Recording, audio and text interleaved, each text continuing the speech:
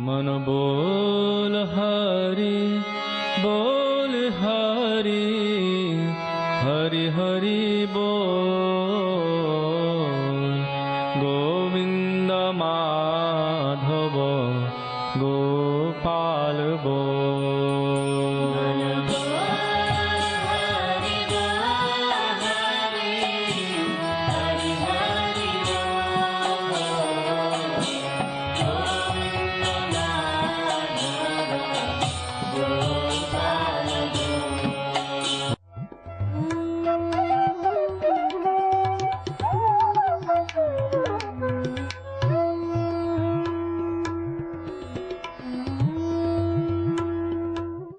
विष्णुपाद अष्टोत्तर शत श्री श्रीमद् भक्ति वेदांत नारायण गोस्वामी महाराज जी का शुभ आविर्भाव सन 1921 में बिहार के बक्सर जिले में मौनी अमावस्या के दिन अर्धरात्रि में हुआ था।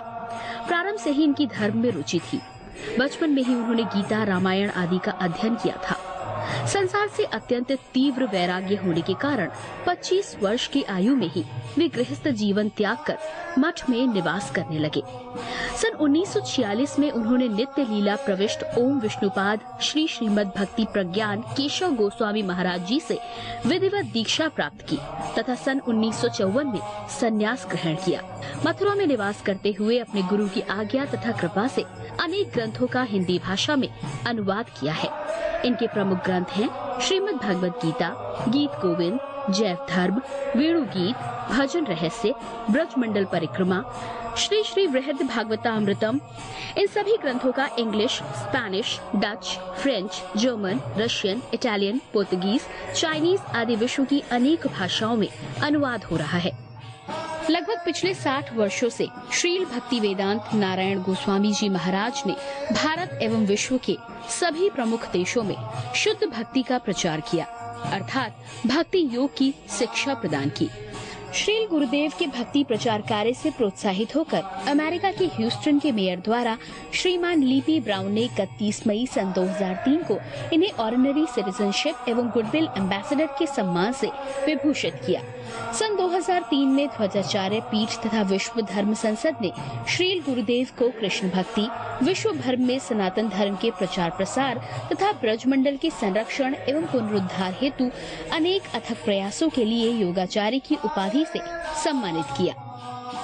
इस प्रकार संपूर्ण विश्व में प्रेम धर्म का प्रचार प्रसार करते हुए श्रील भक्ति वेदांत नारायण गोस्वामी जी महाराज ने 29 दिसंबर 2010 को श्री जगन्नाथपुरी में अपनी भौम लीला को संवरण किया।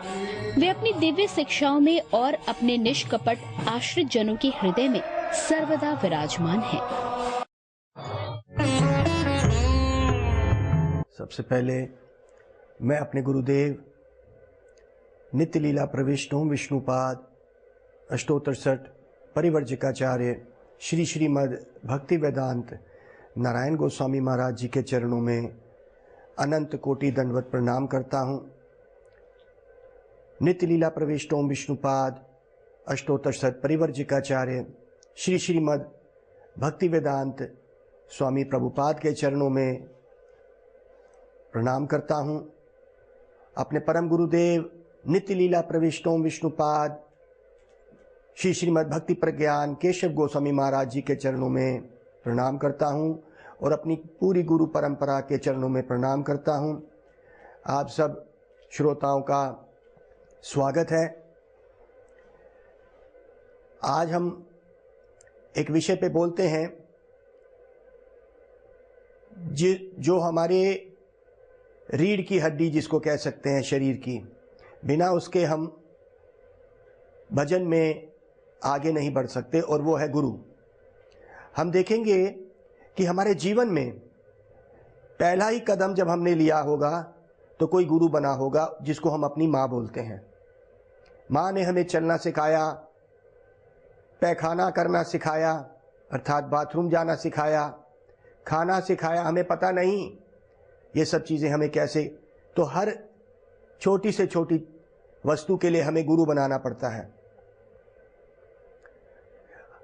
इस जीवन में कुछ भी हम करें, कोई व्यापार या व्यवसाय करें, उसके लिए भी हमें गुरु बनाना पड़ेगा। और गुरु एक फैशन बन गया आज। आजकल का एक फैशन है, अरे हमने भी गुरु बनाए हुए हैं। हमारे भगवत गीता में 4 अध्याय के 34वें श्लोक में कृष्ण भी अर्जुन को यही कह रहे हैं कि देखो, तद विधि प्राणिपातेन प्राणी प्रश्नेन सेवाया उपादक्षन्ते ते ज्ञानम ज्ञानिना तत्वदर्शिना। उसको गुरु बनाएंगे जिसको उस तत्व के, उस सद तत्व के, उस भगवान के दर्शन हो गए। ऐसे ही नहीं हम किसी भी व्यक्ति को गुरु बना लेंगे, जो आजकल एक फैशन बन गया है। किसी को भी गुरु बना लो और गुरु वैसा हो कि तुम्हें कोई रोक टोक ना करे, तुम्हारी खुशामद करता रहे। गुरु वो नहीं है। गुरु मतलब गुरु बहुत ही भारी, और गु का मतलब होता है अंधकार, अज्ञानता। रू मतलब रोशनी, जो एक व्यक्ति को इस संसार के अंधकार से निकाल के रोशनी में लाता है। तो 2 मतलब मैंने बताए। गुरु मतलब भारी, वो हमारे ऊपर भारी पड़ेगा, हमको इस संसार की मोह माया से हटाने के लिए वो सक्षम होगा। वो एक भारी वस्तु है।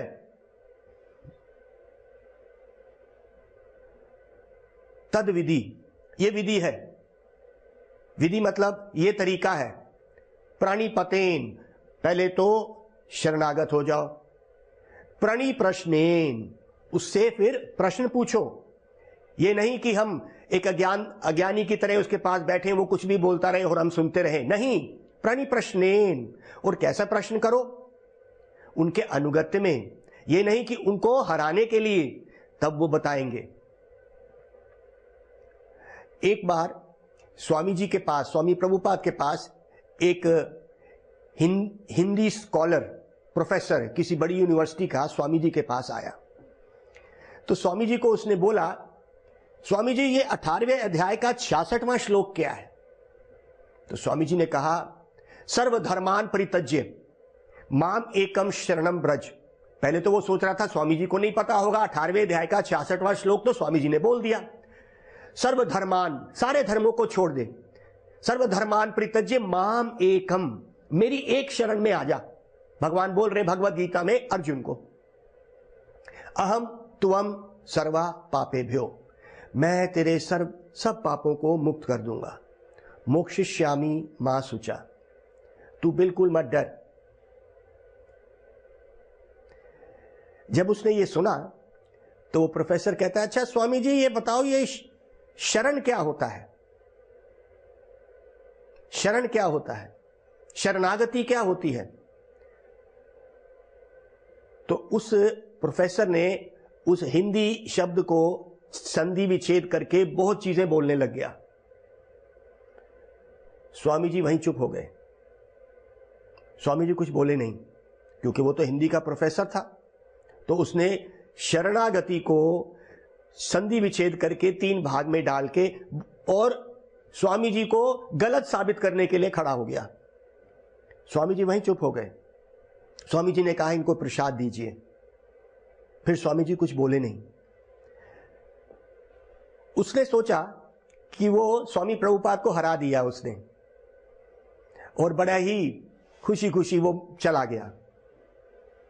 तो जब भक्तों ने स्वामी जी से पूछा कि स्वामी जी आप कुछ बोले नहीं, कहते इसको किसी गुरु की जरूरत नहीं है, इसको किसी संस्कृत स्कॉलर के पास जाना पड़ेगा, इसको गुरु नहीं चाहिए। ऐसे अहंकारी लोग जब गुरु के पास भी आते हैं, शरणागति उनको नहीं पता। हमारे उपदेशा अमृत में रूप गोस्वामी शरणागति की बात करते हैं। हरि भक्ति विलास, उसमें भी यही बात शरणागति की करी गई। चैतन्य चरितामृत, ये तीनों ग्रंथों में हमारे इस शरणागति की बात करी गई, क्योंकि ये मूल है। शरणागति मतलब किसी के पास जाके सरेंडर, शरण हो जा, उसकी शरण ले लेना। जिस तरह वो अभागा हिंदी प्रोफेसर, स्वामी जी एक सदगुरु और उनसे कुछ नहीं प्राप्त कर सका। क्यों? उसका अहंकार था। प्रणिपतेन परिप्रश्नेन सेवाया, सेवा के रूप में हमने एक गुरु के पास जाना है, वरना गुरु आपको कुछ नहीं देगा, वो अपने भक्ति को समेट लेगा। जिस तरह स्वामी जी ने बोला, इसको भगवत गीता का मतलब नहीं पता नहीं चाहिए, इसको क्या करना है, इसको सिर्फ अपने अहंकार से अपने ज्ञान को दिखाना है, इसीलिए वो शरणागति नहीं ले सका। आइए हम इस शरणागति शब्द को, और गुरु के पास एक व्यक्ति जाता है, उसको शरणागति लेनी है। आजकल का जो फैशन है, गुरु ने अगर कोई बात कह दी तो हम उसके पास नहीं जाएंगे। गुरु अगर थोड़ी सी बात कहेगा कि ऐसे नहीं करना, अर्थात 4 नियम का पालन करना है, तो हम उस गुरु को छोड़ देंगे।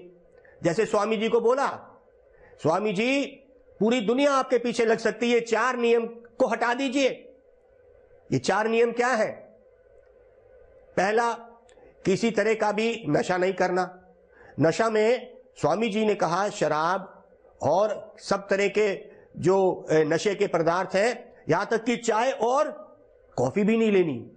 यहां पे आके लोग सोचते हैं अरे चाय और कॉफी भी छोड़नी पड़ेगी। हां, वो इसीलिए क्योंकि उसके अंदर कैफीन होती है और ये एक तरह का नशा है। तो पहले हमको नशा मुक्त होना है। तो अगर कोई गुरु है तो वो हमको सिखाएगा। अगर हम अपनी तरफ से ही करेंगे और हम सोचेंगे तो किस तरह की शरणागति? पहले हम उनकी शरण में जाएंगे, अर्थात हम अपने आप को उनके प्रति दे देंगे। तो यहां पे अब आप सुनिए कि यहां पे सनातन गोस्वामी और रूप गोस्वामी उपदेशामृत में क्या कह रहे हैं? अनुकूलस्य संकल्प। अनुकूल, जितनी भी अनुकूल वस्तुएं हैं, अनुकूल वस्तु क्या है? जैसे भक्तों का संग करना, धाम में वास करना, भगवान को भोग अर्पण करना, तभी ही ग्रहण करना, यह हो गया अनुकूल। प्रतिकूलस्य, अनुकूलस्य संकल्प। संकल्प मतलब दृढ़ विश्वास से, निष्ठा से यह करना, संकल्प। प्रतिकूलस्य वर्जनम। प्रतिकूल मतलब अनफेवरेबल, जो बातें ठीक नहीं है भजन, भक्ति और शरणागति के लिए, उसको छोड़ देना। जैसे मीट, मच्छी, शराब, अंडा, ये सब नहीं लेना है, क्योंकि ये भक्ति के मार्ग पे एक बाधा पहुंचाता है, ये गुरु कहते हैं। हमें सत्य गुण में आना ही पड़ेगा। इस संसारिक लोगों का संग कम करना पड़ेगा और संतों का संग बढ़ाना पड़ेगा। तो कहते हैं प्रतिकूल से, जो प्रतिकूल चीजें हैं, अनफेवरेबल है, उनको वर्जनम, उसको छोड़ना पड़ेगा। ये दूसरा गुण है शरणागति का। तो गुरु के पास जाके अनुकूल चीजों को ग्रहण करना है। जैसे गुरु कहेगा आप हरि नाम लीजिए, ये अनुकूल है, भगवान का नाम लेना अनुकूल है। संकल्प प्रतिकूल से वर्जनम। रक्षसितीति, ये विश्वास रखना कि भगवान और गुरु मेरी रक्षा करेंगे किसी भी स्थिति में। विश्वास हो, ये पूर्ण विश्वास होना चाहिए। ये तो ये 3 हो गए, अनुकूल, प्रतिकूल और रक्षसितीति। गोप्तृत्व वर्णम यथा, और वो मेरे पालनहार है। गोप्तृत्व, वो मेरे पालनहार है, मुझे कोई परवाह नहीं है, जो भी कुछ होगा वो देखेंगे। अरे मैं खुद नहीं करूंगा तो क्या होगा? अरे हमने जिनकी शरण ली है, वो जो दुनिया का पालन कर रहा है, क्या जिसका नाम उसका हम लेंगे तो क्या वो हमारे को पालन नहीं करेगा? ये विश्वास होना चाहिए। गोप्तृत्व वर्णम यथा आत्मा निक्षेप, अर्थात अपने आत्मा तक को भी हम निछावर कर दें। आत्मा निक्षेप।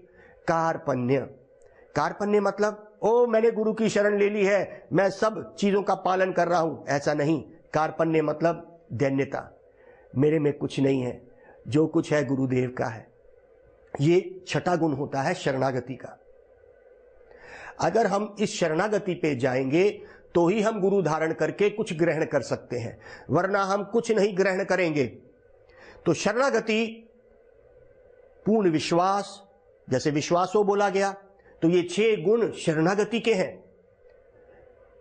हमारे संतों के मुख से हमने एक कथा सुनी थी, उसमें एक ब्राह्मण और ब्राह्मणी दक्षिण भारत के, वो पूर्ण शरणागत थे भगवान के। तो ये 6 गुण गुरु और भगवान के लिए हम शरणागति में इस्तेमाल करते हैं। वही शरणागति जो गुरु को दी है वैसी शरणागति भगवान को होगी। यथा देहे तथा गुरु, यथा देहे तथा गुरु तस्ते हयार्तो प्रकाशनते महात्मना। यथा देहे तथा गुरु, जैसे भगवान के तुम शरणागत होना चाहते हो उतनी शरणागति गुरु में होनी चाहिए। तस्ते हयार्तो, तो क्या होगा? प्रकाशनते महात्मना, उस महात्मा के जिसने गुरु और भगवान दोनों की शरण ली है बराबर। ये नहीं कि मुझे भगवान में ज्यादा विश्वास है गुरु में कम है, ये नहीं, दोनों के बराबर उतने ही प्रमाण में उसको जितने भी हमारे ग्रंथ शास्त्रों का हृदय में प्रकाशन होगा। उसके हृदय में जो गूढ़ता है भजन की, भक्ति की, भगवान के प्रेम की, वो प्रकाशित होगी। तो ये ब्राह्मण और ब्राह्मणी पूर्ण रूप से शरणागत है।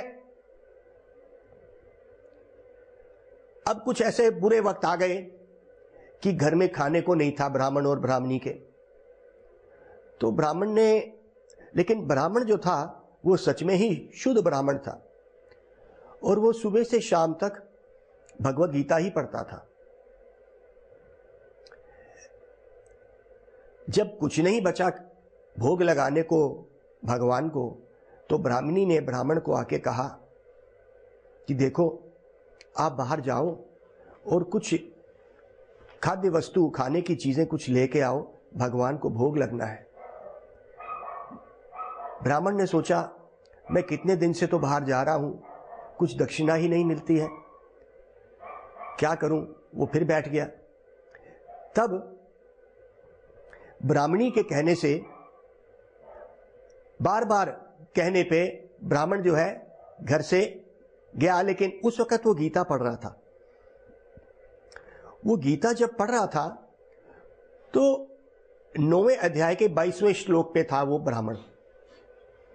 उस श्लोक ऐसे आता है, अनन्य अश्र चिंतयन्तो माम ये जना पर्योपासते तेषाम नित्य अभियुक्ता नाम योगक्षेम वहाम्यहम्। ये 9वें अध्याय का 22वां श्लोक कहता है, अनन्य अश्र, अन्य अन्य चीजों से अपने चिंतन को हटाओ। यहां पे अन्य अन्य कहा है, बाकी चीजों से, सर्व चीजों से, वस्तुओं से नहीं, इसलिए कहा अन्य अन्य चीजों से, अनन्य अश्र, और एक भाव से। चिंतयन्तो, चिंतयन्तो मतलब चिंतन करो, याद करो, स्मरण करो अपने मन से। माम, मेरा, भगवान कृष्ण अर्जुन को कह रहे हैं मेरा स्मरण कर, बाकी सब चीजों को छोड़ के। ये नहीं कहा कि शून्य का चिंतन कर, बाकी सब चीजें अन्य अन्य, अनन्य अश्र, और एक निष्ठि होके उसी का ही, मेरा ही चिंतन। माम, मेरा बोला। तो यहां पे उन्होंने मायावादियों का भी खंडन किया, जो शून्यवादी है उनका भी खंडन किया। माम, मेरा स्मरण कर। तो कौन कहता है कि भगवान का स्मरण नहीं, शून्यवाद का स्मरण करना है? वो उसका रूप नहीं है, वो शून्य है, वो एक लाइट है। तो भगवान ने बोला नहीं, अनन्य अश्र चिंतयन्तो, चिंतन कर मेरा। तो यहां पे बौद्धवाद जो शून्यवाद का प्रचार करते हैं, मायावाद जो भगवान का रूप नहीं मानते, संसार को झूठ मानते हैं, भगवान को एक लाइट की तरह, ब्रह्म के तरह मानते हैं, उसका भी खंडन करा। तो ये श्लोक ब्राह्मण पढ़ रहा था। अनन्यश्च चिंतयन्तो माम, ये जना, वो व्यक्ति, पर्योपासते, और जो व्यक्ति ऐसा करता है, अनन्य भाव से मेरा चिंतन करता है, ये जना, वो व्यक्ति, वो जन, पर्योपासते, और उपासना करता है बड़े शुद्ध रूप में। तेषाम, तो क्या होगा? तेषाम नित्य अभियुक्त। नित्य अभियुक्त मतलब वो हमेशा, अगर वो मेरे साथ ऐसा ही करेगा, अटैच रहेगा।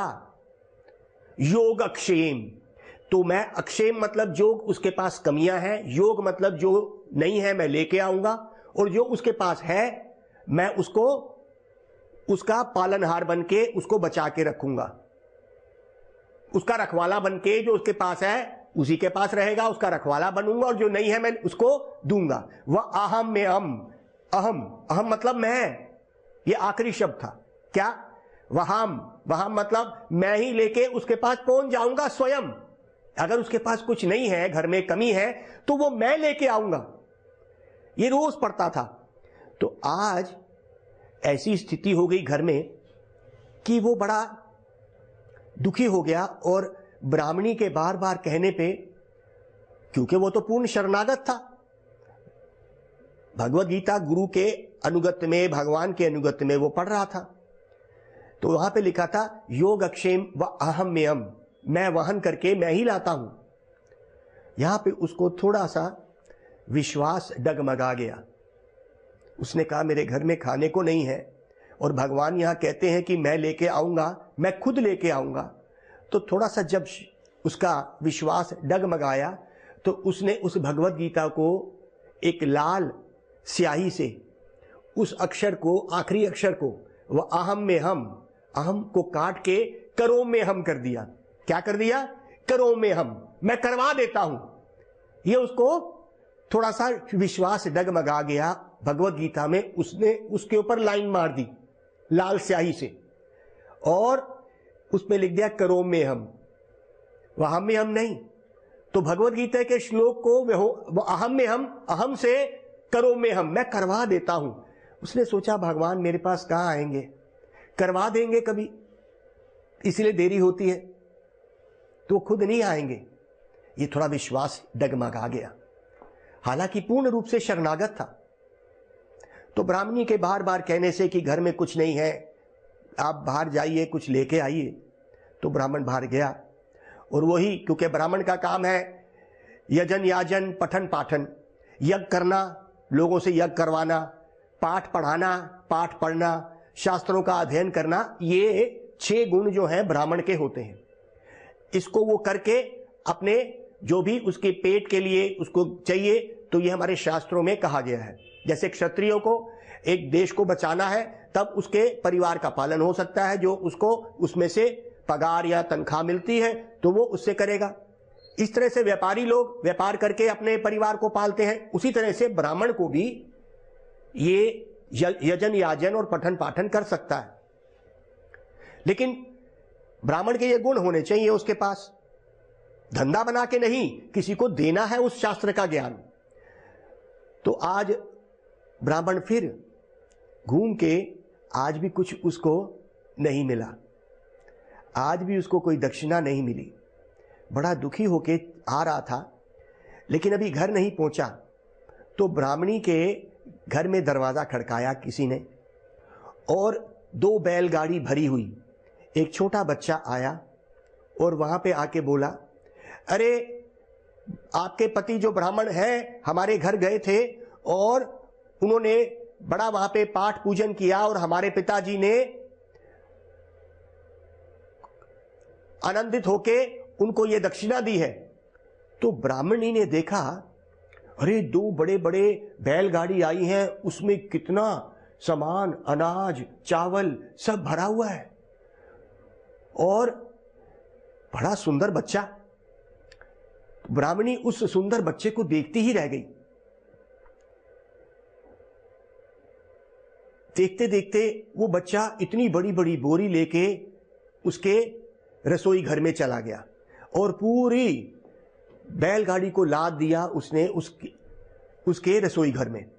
और बहुत जल्दी वो ब्राह्मणी पूछ भी नहीं पाई कि वो लड़का जो है चला भी गया। कुछ ही समय बाद जैसे ही वो गया, ब्राह्मण आ गया घर पे, और बड़ा दुखी भगवत गीता खोल के बैठ गया। दोबारा उसने उसके ऊपर लाइन मारी, वहाम्यम के ऊपर, और उसके ऊपर करो में हम, मैं करवा देता हूं। ऐसे करके उस गीता के श्लोक को ही बदल डाला। तो ब्राह्मणी ने कहा, आप बड़े दुखी नजर आ रहे हो, क्या हो गया? कहते आज भी मुझे कुछ दक्षिणा नहीं मिली। तो ब्राह्मणी ने कहा, अरे आप जिस सेठ के घर आज गए थे, उसी का ही लड़का 2 बड़ी बड़ी बैलगाड़ियों को भर के अनाज और चावल सब कुछ लेके आ गया, और खुद ही उसने, बड़ा सुंदर लड़का था, खुद ही उसने अपनी पीठ पे रख के हमारे रसोई घर में तक में रख दिया। मुझे कुछ करने की जरूरत भी नहीं पड़ी, पर मैं उसकी सुंदरता से इतनी मोहित हो गई कि मैं उसको पूछ नहीं पाई कि बेटा तेरा क्या नाम है। उसने कहा, अच्छा मैं तो आज किसी सेठ के घर गया ही नहीं। अच्छा, वो कैसा लग रहा था? कहते हैं वो बहुत सुंदर था। जैसे ही मैंने उसकी सुंदरता देखी, मेरी मुख से आवाज निकलनी बंद हो गई। कहते हैं और कैसा लग रहा था? कहते हैं उसके मुख पे कुछ नाखून के निशान थे जिसमें से खून हल्का सा बह रहा था। तो ब्राह्मण ने सोचा ये क्या, वो इतना सुंदर था तो उसके मुख पे ऐसी क्या थी कि नाखून के निशान थे, ऐसे किसी ने नाखून मारा है और खून निकल रहा है।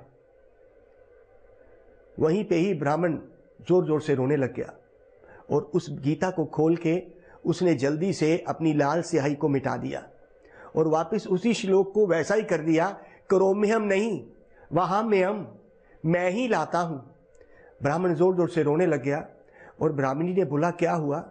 तो कहते हैं मेरे से सर्वनाश हो गया, मैंने गीता के ऊपर विश्वास कम कर दिया और गीता के श्लोक को बदलने की कोशिश करी।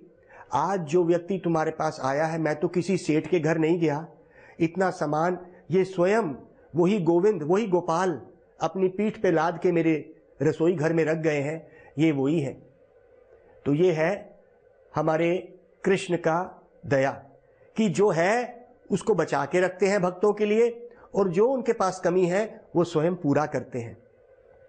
तो यही 9वें अध्याय का श्लोक, 9वें अध्याय का 22वां श्लोक भगवद गीता का, इसी को शरणागति कहते हैं। आप शरणागत जब होते हैं तो अपनी जितनी भी बुरी आदतें हैं गुरुदेव के चरणों में दे देते हैं और गुरुदेव जो हमें गुण देंगे अर्थात भक्ति का, वो हमें अनुकूल चीजों को ग्रहण करना है। तो सबसे पहले जहां भी आप बैठे हैं उसी जगह पे ही गुरु ने हमें संदेश भेजा और हम आपके पास पहुंच गए। हमें आप ये समझ लीजिए कि हम एक पोस्टमैन है, एक डाकिया है हम, और उसी चिट्ठी को लेके आपके पास आ गए हैं। हमने चिट्ठी खोली और आपको बताएं क्या लिखा है इसमें। समय कम है हमारे पास, इसीलिए इसमें शुरू में ही लिख दिया है। आप सब जहां पे बैठे हैं बोलना शुरू कर दीजिए, हरे कृष्णा कृष्णा कृष्णा हरे हरे, हरे राम राम राम हरे हरे। कलेर दोषा निधे राजन, श्रीमद् भागवत के श्लोक में लिखा है।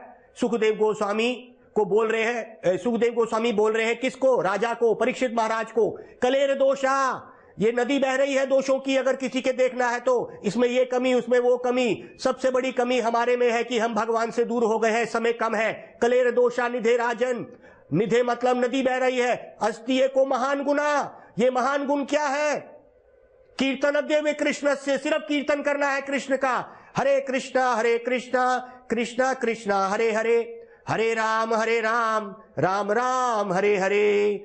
गौर प्रेमानंदे हरि हरि बोल। मन बोल हरि हरि हरि बोल। गोविंद माधव गोपाल बोल।